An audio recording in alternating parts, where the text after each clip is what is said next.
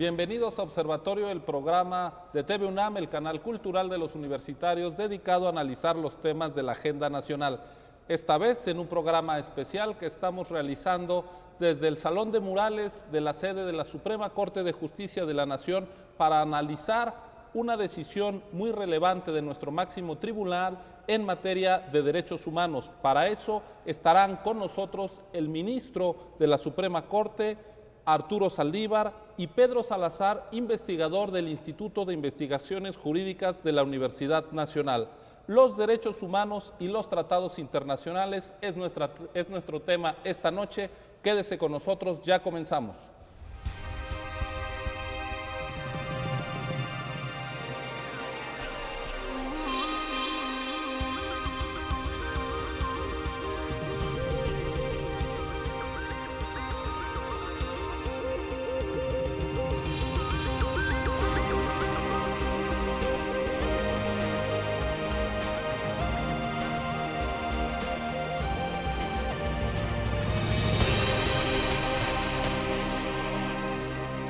Ya estamos en nuestra sección Contraste, esta vez desde la Suprema Corte de Justicia de la Nación, donde nos recibe precisamente el ministro Arturo Saldívar. Muchísimas gracias, señor ministro, por recibir a TV UNAM, a Observatorio, para tener esta conversación. Al contrario, Ciro, gracias a ustedes, es un honor tenerlos en la Suprema Corte, máxime tratándose de un programa de nuestra querida Universidad Nacional, con la cual hemos tenido siempre vínculos muy estrechos. Pedro Salazar, investigador de casa, gracias por acompañarnos en esta conversación. Al contrario, Ciro, muchas gracias a ti por la invitación y gracias al ministro por recibirnos en la Corte. Vamos a presentar una cápsula introductoria a nuestra conversación de esta noche y regresamos ya al análisis de nuestros invitados. Contraste. Los primeros días de septiembre pasado, la Suprema Corte de Justicia de la Nación adoptó una importante resolución sobre la forma en que los derechos humanos contenidos en tratados internacionales deben incorporarse al marco jurídico mexicano y a las interpretaciones de los jueces de nuestro país. Desde junio de 2011, se publicó una reforma sustantiva al artículo 1 de la Constitución Política, en la que se establece que todas las personas gozarán de los derechos humanos reconocidos en esta Constitución y en los tratados internacionales de los que el Estado mexicano sea parte. Ahora bien, en la reciente discusión de la Suprema Corte, se discutía si han de tener el mismo rango las disposiciones de los tratados internacionales que la letra de la Carta Magna, así como si las decisiones de la Corte Interamericana de Derechos Humanos resultan vinculantes, es decir, obligatorias, para los jueces mexicanos, aun cuando se trate de asuntos en los que no esté involucrado directamente el Estado mexicano.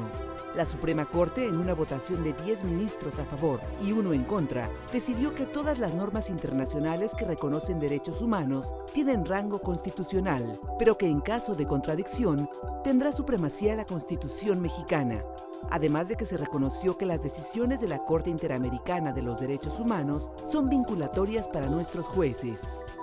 ¿Cómo discutió y decidió la Corte estos asuntos? ¿Qué pasará cuando los tratados internacionales y la Constitución entren en colisión? A este tema de derechos humanos dedicamos nuestra sección Contraste.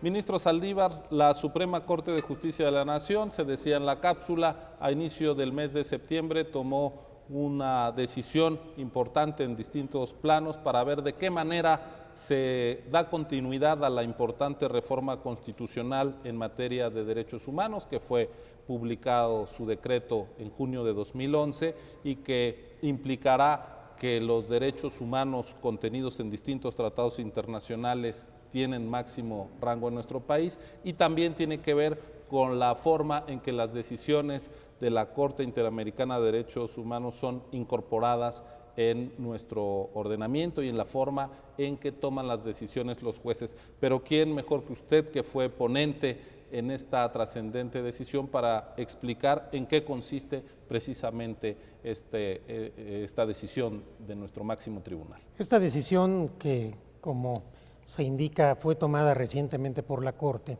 es una decisión muy importante. que viene a consolidar y a dar un paso adelante en la estructuración de lo que se ha llamado el nuevo paradigma constitucional, porque con esta reforma de 2011 se empezaron a dar diversas interpretaciones para saber cuál es el rango de los derechos humanos en el concierto de nuestro derecho constitucional, sobre todo los derechos humanos de fuente internacional, y cuál era el valor que debíamos dar los jueces a las resoluciones de la Corte Interamericana de Derechos Humanos.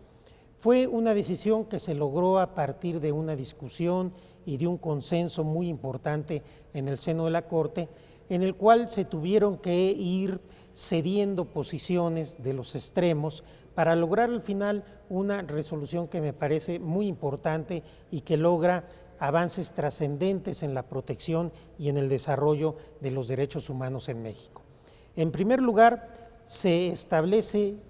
con jurisprudencia obligatoria por primera vez en la historia del país que los derechos humanos constitucionales y aquellos derechos humanos establecidos en tratados internacionales, que también ahora son derechos constitucionales, tienen precisamente el rango constitucional y sirven de presupuesto de validez a todo el orden jurídico nacional. Esto significa que a partir de ahora todas las leyes y todos los actos de autoridad contrarios a estos derechos humanos internacionales serán técnicamente nulos y puede lograrse su inaplicación o incluso su nulidad con efectos generales a través de los medios de defensa con que se cuentan. Se dejó una salvedad, porque de lo contrario no hubiéramos podido lograr el consenso, que en aquellos casos en donde hay una restricción expresa en la Constitución, tendremos que estar a lo que marca la Constitución. Pero estas restricciones, como lo explicaremos seguramente más adelante, son mínimas, de tal suerte que el balance me parece muy positivo. Pero adicionalmente hay que destacar que la Corte Mexicana también por primera vez consideró que las sentencias y los criterios jurisprudenciales de la Corte Interamericana de Derechos Humanos en aquellos asuntos en los que México no es parte son vinculantes para todos los jueces del país.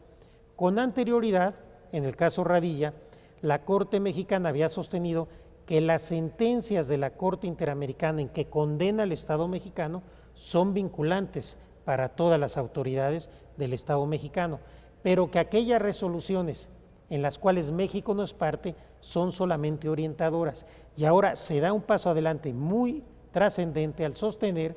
que las sentencias de la Corte Interamericana en cualquier asunto en que México no sea parte también nos vinculan, lo que implica que tenemos ahora una doctrina interamericana de derechos humanos que se forma por estos criterios de la Corte Interamericana, más los criterios de nuestros propios tribunales, porque en caso de discrepancia entre una sentencia o una jurisprudencia de la Corte Interamericana y, por ejemplo, de la Suprema Corte de México, tendremos que estar aquella que sea más favorable a la persona. De tal suerte que, en mi opinión, esta contradicción de tesis que acaba de resolver el Pleno con una mayoría de 10 votos en la primera tesis y de 6 votos en la segunda, viene a consolidar el nuevo paradigma constitucional y adicionalmente viene a dar claridad a todos los tribunales, porque teníamos una gran desorientación en los tribunales de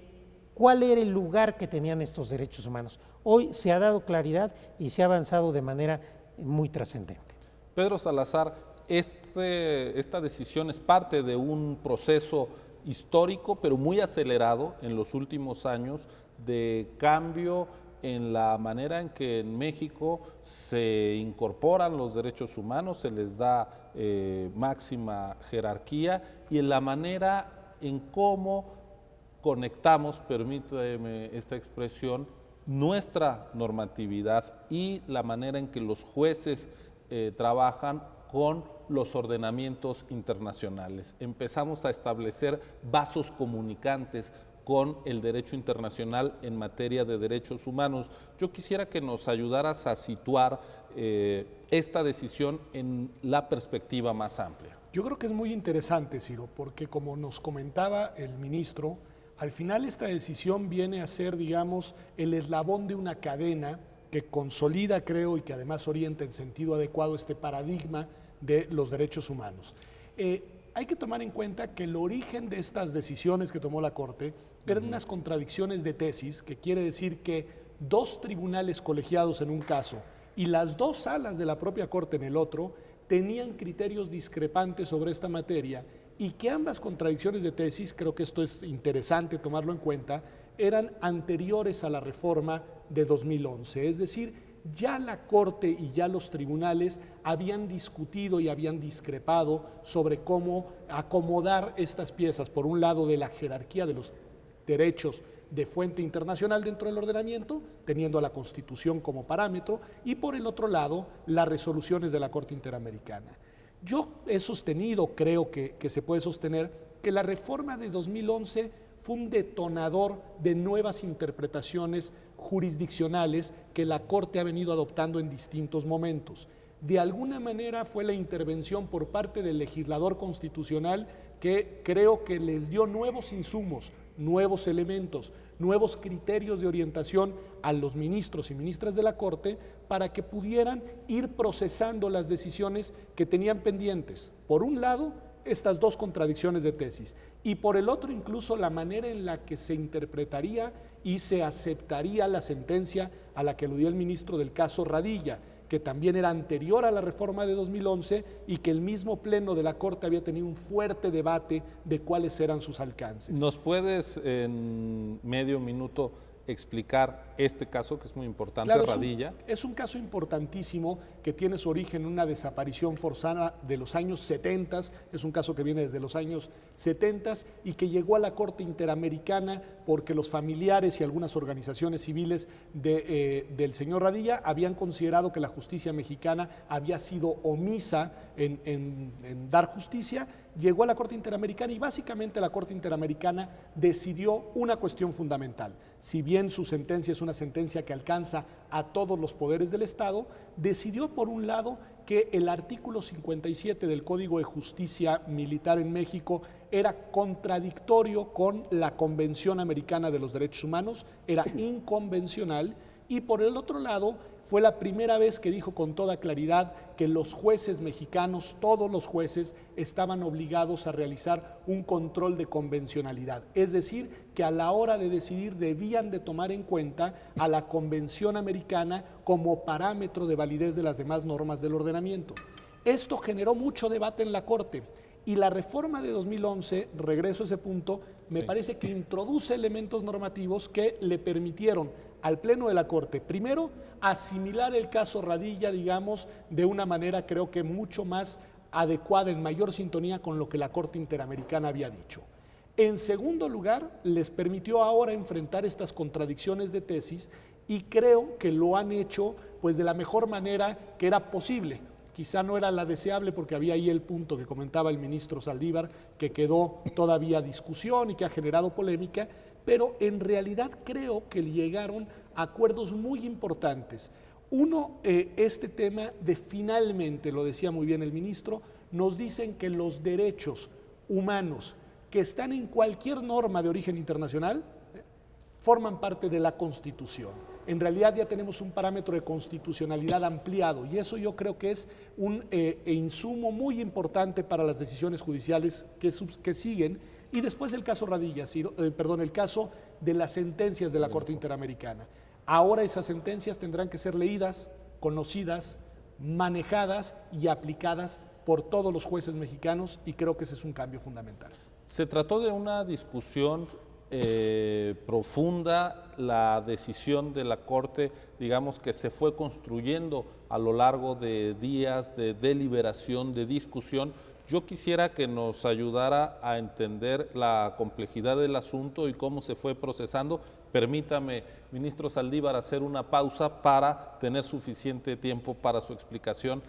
Por lo tanto, vamos a hacer un corte y regresamos a esta conversación sobre derechos humanos, los tratados internacionales, aquí desde la Suprema Corte de Justicia de la Nación. Regresamos en unos segundos.